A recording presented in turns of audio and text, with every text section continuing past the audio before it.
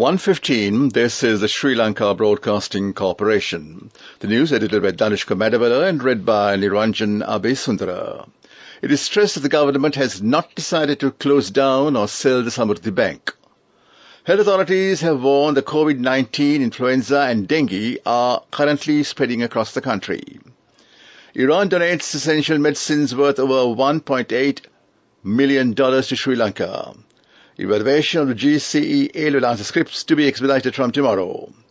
Plans to provide low-interest rates loans up to 2 million rupees to migrant workers. In world news, dozens dead as ethnic clashes grip Indian state of Manipur. In sports news, Real Madrid win first Copa del Rey since 2014.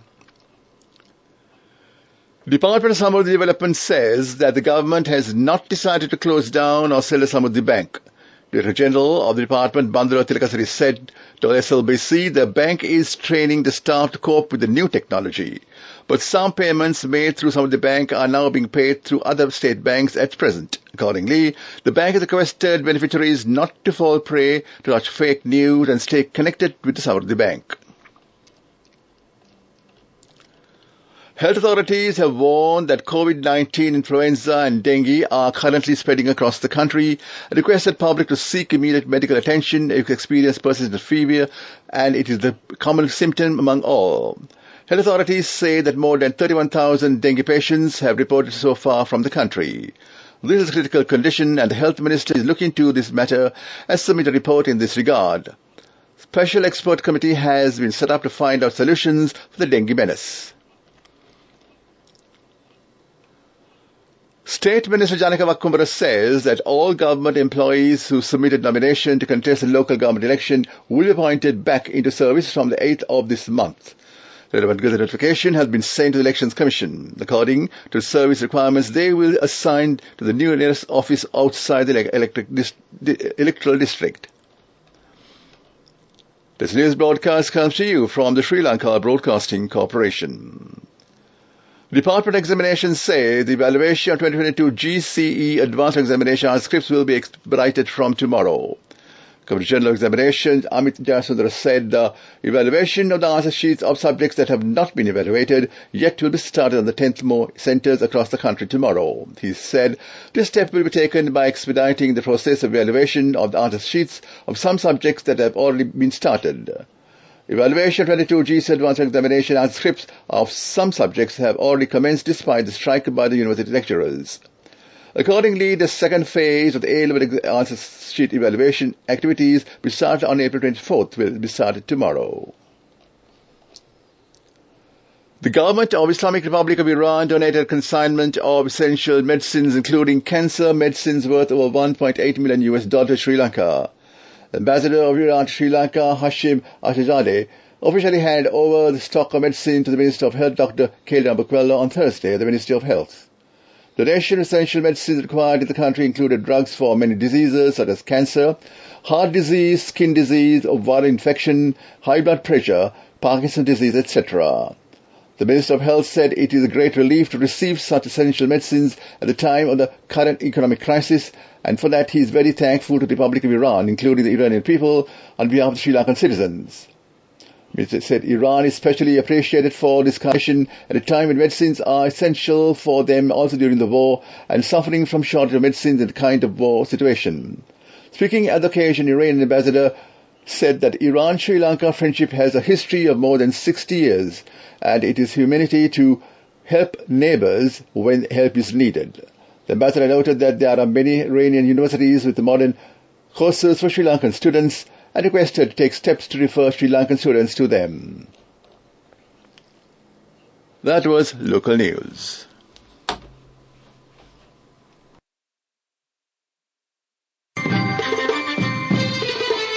The main news story is brought to you by Siddhalepa Vedamahatmya. The Minister of Labour and Foreign Employment, Manusha Nanekara, has claimed that the Cabinet has agreed to provide low-interest loan facilities at 4% interest up to 2 million rupees to Sri Lankan working abroad. Accordingly, efforts are being made to start the loan scheme as soon as possible. The Minister pointed out that only qualification to get the credit facilities to work abroad or to come back from working abroad and start a business in this country. The minister made the comments to a local newspaper. The loan scheme will be implemented so that the state and commercial banks will not encounter a problem in providing low-income loans. The minister has revealed that if the loan interest rate given by the bank is 22%, remaining interest money lost by the bank while giving the loan to the foreign worker at interest of 4%, the interest amount related to interest rate of 18% will be given from the Kuwait Compensation Fund of the Foreign Employment Bureau. The main news story was brought to you by Siddhalepa Vedamahatmya. On to Watchlight, Sri Lanka reported 3 deaths on Friday due to COVID-19 according to the COVID death release issued on Saturday by the Director General of Health Services. Meanwhile, the Government Information Department reported 8 new COVID infections yesterday. Accordingly, the total number of COVID infections confirmed up to today stands at 600,215. That came to you in Watchlight. And on to world news. The headlines: dozens dead as ethnic clashes grip Indian state Manipur. Evacuation from Zaporizhzhia nuclear safety warning. Street parties, big lunch and concert to take place on Sunday after the King Charles coronation. At least 30 people have been killed in ethnic clashes in the remote Indian state of Manipur, officials said.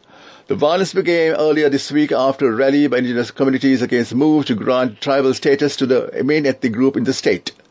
Mobs attacked homes, vehicles, churches and temples. Some reports put the death toll at high as 54. Around 10,000 people have reportedly been displaced.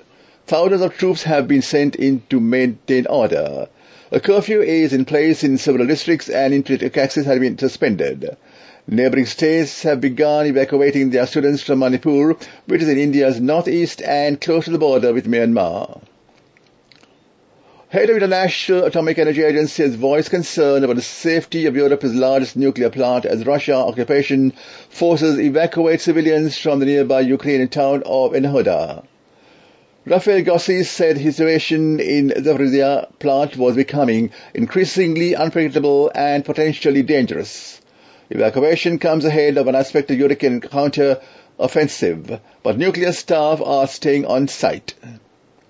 International Atomic Agency, the statement said, while operating staff remained at the site, Director General Grossi expressed deep concern about the increasingly tense, stressful and challenging conditions for personnel and their families. It said IAEA experts present at the plant had received information that the announced evacuation of residents from the nearby towns of Adha, where most plant staff alive, has started. Thousands of street parties and launches are due to take place on Sunday ahead of a star-studded concert and the second day of the events of coronation. Members of the royal family will attend coronation committee events during the day before King Kate sing Katy Perry and Take That perform at Windsor Castle later. The more relaxed nature of Sunday's events come after King Charles and Queen Camilla were crowned on Saturday. But there has been anger in the public following the arrest of 52 protesters. MPs and campaigners accused the police of stifling free speech at members of the group Republic, which wants to replace the monarchy with an elected head of state, were arrested on Saturday morning ahead of a planned protest in Trafalgar Square. Scotland Yard said its response was proportionate given the once-in-a-generation event it was policing. Back to the headline to the world news. Dozens dead in ethnic clashes grip Indian state of Manipur. Evacuation from Zaporizhzhia nuclear safety warning. Street parties, a big lunch and concert take place on Sunday after the King Charles coronation. That is world news.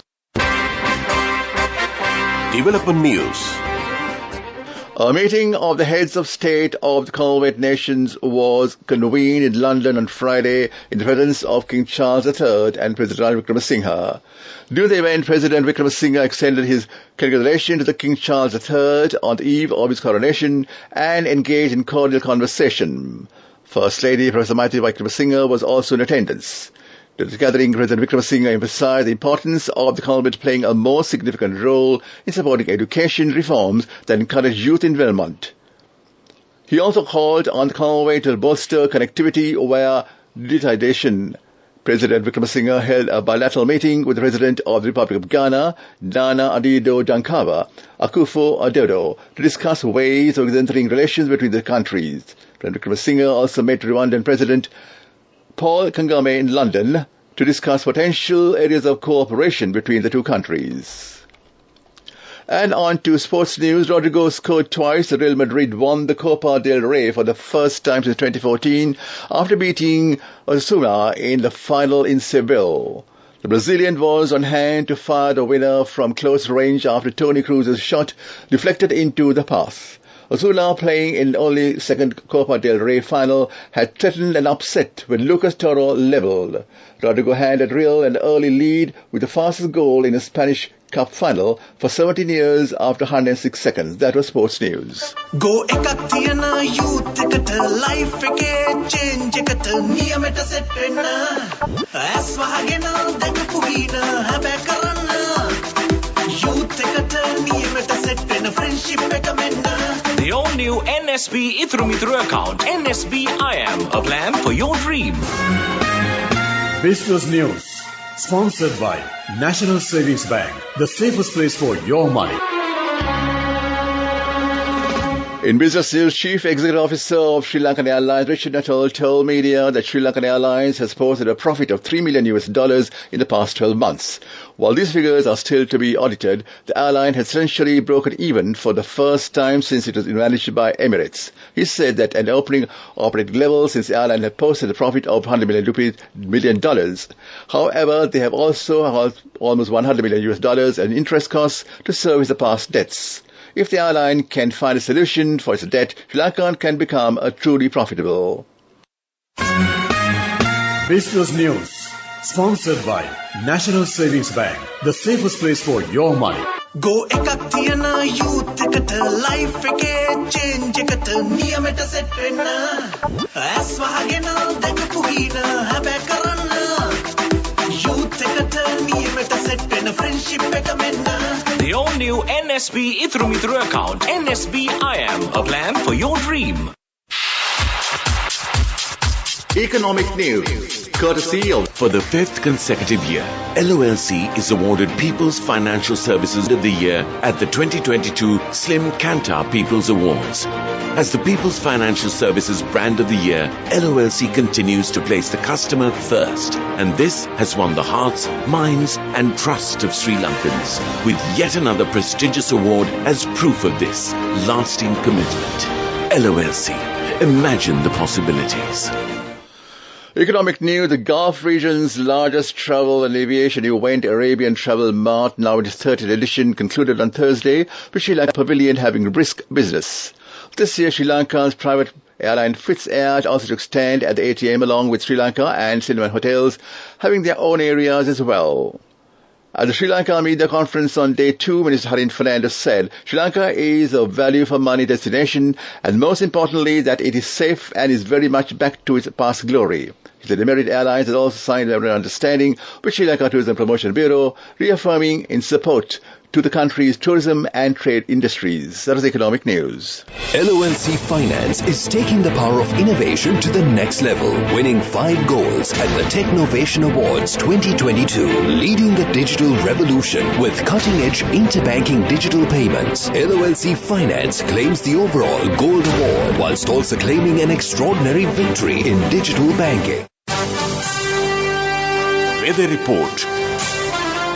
Shower to thunder showers will occur at times in the western, Sabaragamuwa, northwestern and northwest provinces in the Galle, Matara, Kandy and Nolere districts. Shower thunder showers will occur at several places in the eastern and Uwa provinces during the afternoon or night.